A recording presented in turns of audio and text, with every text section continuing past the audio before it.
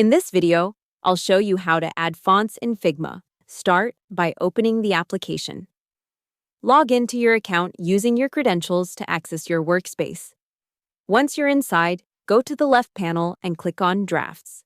From there, open any file where you want to use a custom font. Next, look at the bottom toolbar and click on the text icon, or simply press the letter T on your keyboard. Then click anywhere on the canvas and type any text you want. After adding your text, move to the right-hand panel. Under the typography section, you'll see the font dropdown. Click on it to browse and select from the available fonts in Figma. If you want to use a font that isn't listed, you'll need to download it from the internet.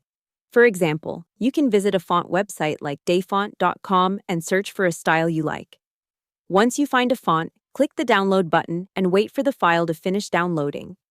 After that, open the file and install the font on your computer by clicking the font file and selecting Install.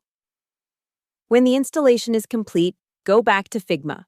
Select your text again, open the font dropdown, change the All Fonts into Installed by You, and you should now see your newly installed font available to use.